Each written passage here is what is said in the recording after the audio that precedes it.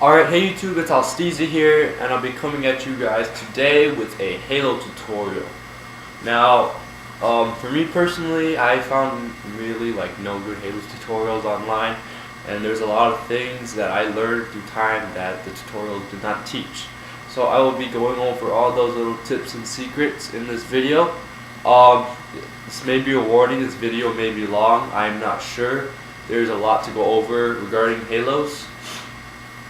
And I will be making another video, and I'll be teaching, in this video I'll be teaching Halo from Windmill for the purpose that I will explain later, and I'll make another video teaching it from Hang Glide.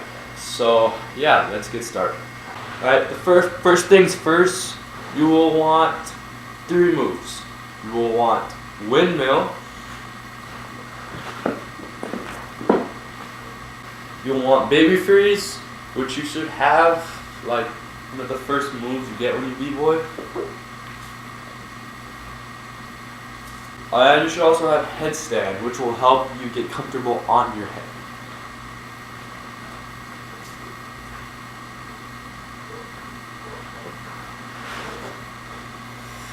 Alright, now let's get into the actual Halo.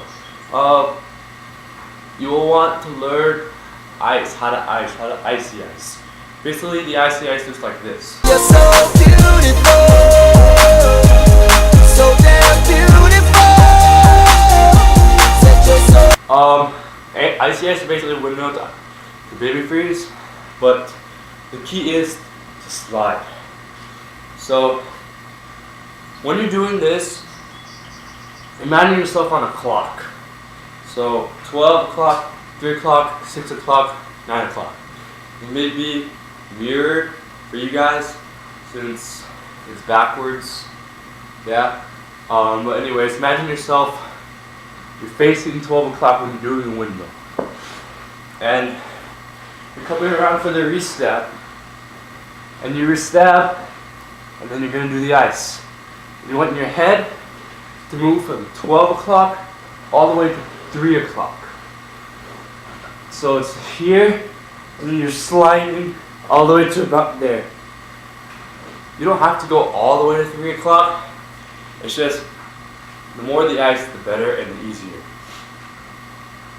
Now, there are some problems with the ice. One is people don't use their head, and this is an essential part for your legs, which will I'll show later. And I'll show a video like right here.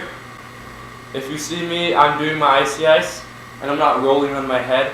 I re-stab, and then I go into Baby Freeze. That's not what you want to do. Now here's another video, and I am actually rolling on my head when I'm doing an icy ice, sort of like a barrel.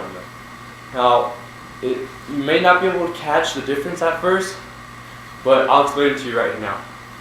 So, you're on your back, and you're going to re-stab, and then you go like this, right?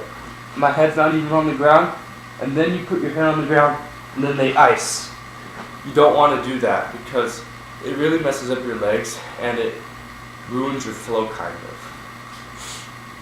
Now, the correct, proper way is to learn how to roll onto your head. So, you're here. I explained in my 4 mil tutorial. You want to go here, and you want to roll on your head, and you want to ice. It's kind of like a head swipe. Yeah, but learn how to roll on your head and ice. This will give you so much more ice. It'll feel a lot comfortable, trust me, and it is a lot better. So, yeah, once you have the ice down, we can move on. Now I will be explaining the push. The push is basically Baby Freeze to Headstand. So then it's going to be like bam, bam. Now it's not going to be that easy at first, trust me. So a cheater way to learn is to learn Baby Freeze to elbow. I don't know if you notice, if you're like as dedicated as I was in learning Halos, like watching every single Halo video on YouTube. So if you notice, some people go on their forearm and then they go up and then use that as your push. That works great actually. It helps you get used to the pushing up motion, and I recommend learning that before learning the actual baby freeze, the headstand. A central part in getting that actual blow up is to use your hips to, so you're here, you can use your hips to lift you up. And I believe there are several baby freeze to headstand videos on YouTube. I don't want to get too in depth on that, but yeah. So you just want to practice baby freeze to forearm. Now if you just saw my forearm got caught on my shirt, not my forearm, my elbow got caught on my shirt, it can get really annoying, especially when doing halos. So a recommendation is not to wear such a long shirt like I am right now, or just tuck in your shirt right there. We look kind of stupid, but if you can halo and people around you can't halo, it look pretty badass. So just keep practicing that to get the pushing motion. If you feel confident enough, do the ice and then just push up. And make sure your head stays on the ground. Right there, my head kind of went off the ground, but make sure it stays on the ground. A halo without your head on the ground is an air flare, and you're not learning that right now. So you can practice that too. Just practice with your baby freeze and forearm, and when you feel confident, baby freeze. That's great. I can't emphasize enough how much you have to push. The more you push, the easier it'll be to get around. And now I have to explain some complications with halos. Now there are two ways that I have learned myself how to do halos. There's what I like to call it the tapping headstand way, or the traditional ring around your head way. Now, I do the tapping headstand way because that's essentially the beginner way. Basically, imagine my legs are in the air. You're here, and you push up to the top of your head like you're doing a head hollow, and then you spin on that, but also your support hand comes to catch you like a Hong 10 freeze, and then you spin around. Last Christmas, I gave you my heart, but the very next day, you gave. Your way to do it. That is the beginner way. But if you want to get multis, or you want it to be clean, or you want sexy halos, you want to move on from that. The other way, the ring around your head way, the way like Bboy Ring does it, or Bboy Blast from Gamblers, is you'll be here, and then you won't essentially spin around the ring of your head. It's whatever is most comfortable with you. For double halos, it's essentially the same place as a head hollow, like I just said, somewhere, as long as you're not fully vertical, and like you're doing a head spin, as long as you're not fully vertical, that's good. And the main difference is this, is instead of tapping right here, it's gonna go,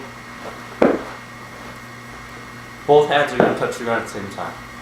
This can gather more speed, and it look cleaner, because when you do the tapping, you stop, and then you keep okay. Now I will quickly talk about the swing. The swing's very important.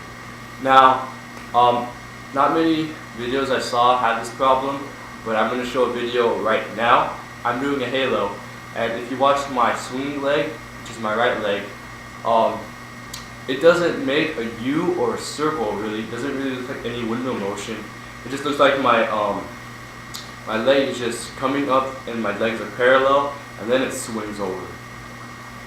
If you're having this problem, the easiest way to fix it is to start rolling on your head for the ice. That's how I fixed it. And if you're still having that problem, just send a video response or something, and I'll try to help you. But the swing is swing is combined with a push. With this motion, you will get up on your head. And the swing is basically like any power move swing, air flare, windmill, whatever. It's basically going, your swinging leg goes down, then up. And then what your left leg is doing, you want to make sure your left leg stays straight and horizontal. This way, it'll make sure it doesn't bring you down, because I'll show a video right now, and if you watch my left leg, it's the one that's bringing me down. It's the one it's causing me not to be able to turn over. So you want to make sure you keep that leg straight. You want to make sure you swing with your swinging leg down and then up. Now once you have that, you will be in kind of a position like this. Basically a hong ten. And when you're like that, you're so close to a halo. But the thing is, when you're turning over, so when you're like right here, right, you most likely just fall like that. The reason for this is your swinging leg, once you get to this position, your swinging leg has to swing through again. Now, a good way to practice this is to go into headstand and then just practice icing or practice going into an actual halo. This will really help you get that swinging when you're turning over, because I learned that the main momentum doesn't come from swinging when you're doing the ice, but it comes from the swinging when you're turning over.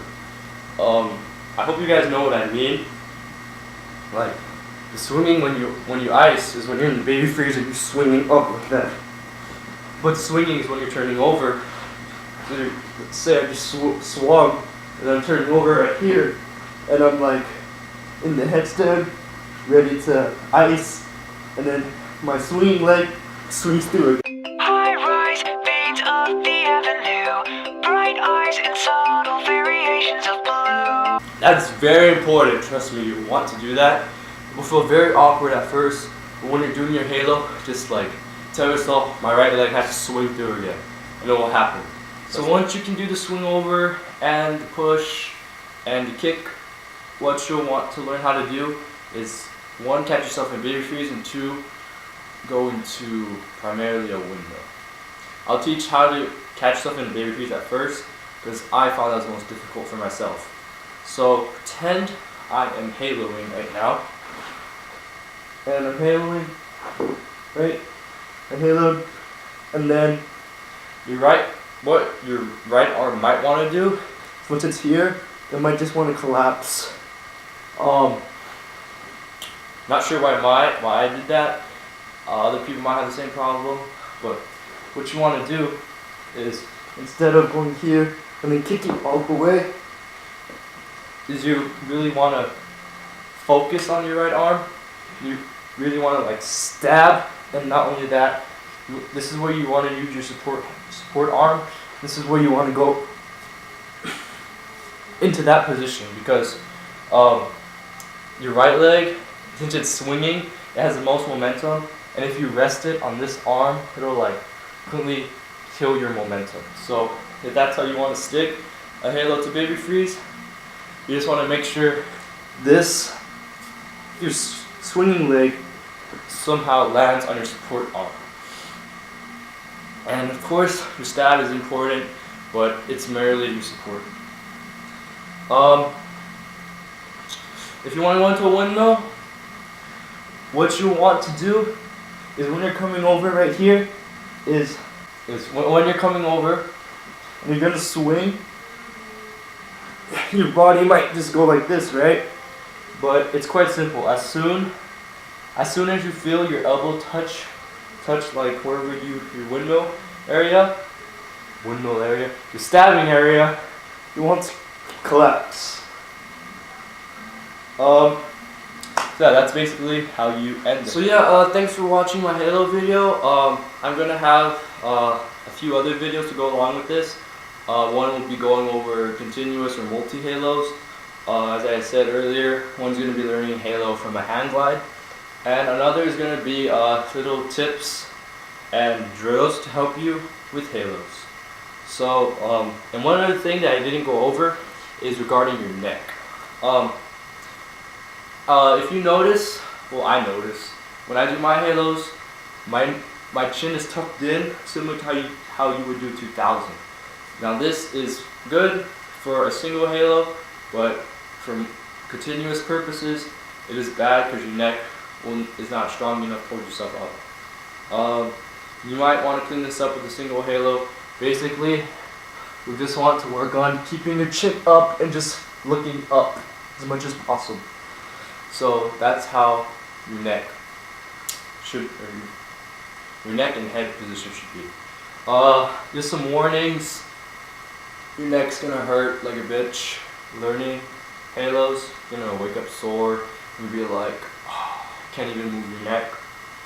And that's good. That means you're doing a Halo correctly. And your head might hurt. Your toe might hurt from crashing too much. Just don't give up. It took me 4 months to get Halos. Took my friend a month. I hope this video really helps. So yeah, don't stress over it. Halos aren't that hard. I just think the hardest part is to get swinging over, because I know a lot of people when they do Halos they don't even swing. They're just like here and just like push up and then they derp. Don't be one of those. Actually need your legs. Without your legs and hips, power is nothing. So just remember that. Thanks for watching. Subscribe, comment, all that good jizz. And